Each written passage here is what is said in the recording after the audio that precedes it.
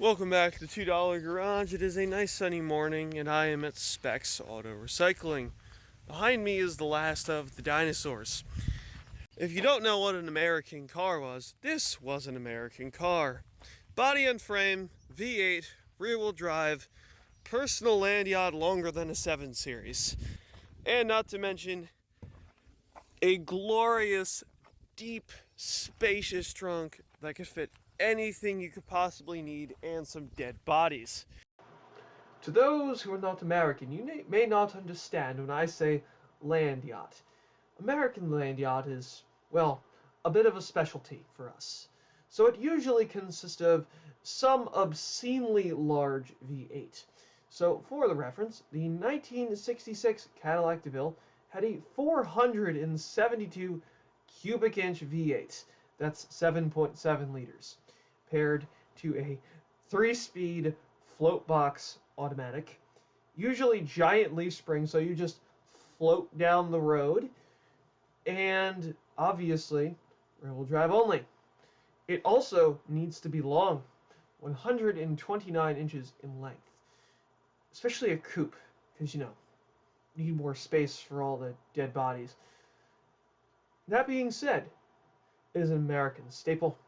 Big, long, wide, heavy, and a massive engine. Obviously in the 70s they started to get downsized and got ugly buggy bumpers.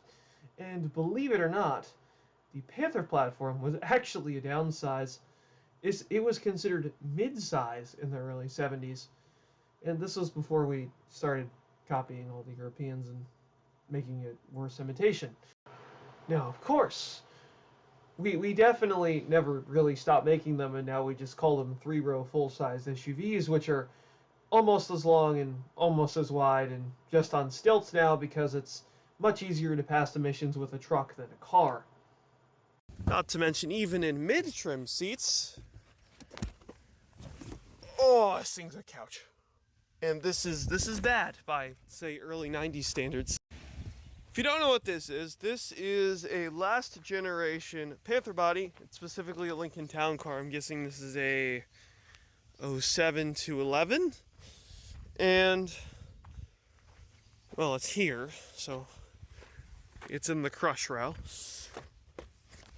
But this is American luxury when I think of it. Yes, there's some cheap plastic, right? Who cares? Look at the steering wheel. Look how big it is. This is a very nice option. Obviously, it has no power, so I can adjust it, but that is a bench seat. In the front, under the hood,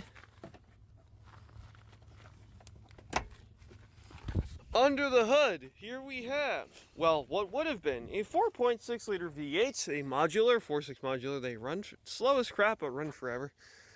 And more than likely some 4-speed or 5-speed slush box automatic. And all of that is gone at this point. I recognize this airbox. The 462 valve was developed in the 80s to replace the aging 302, otherwise known as the 5.0, the original 5.0. And it was released in 1994, called the Modular Series of Engines. It was also sistered with stuff like the 5.4 and the V10 Triton. Obviously, something like the 5.4 Triton was the best in the world.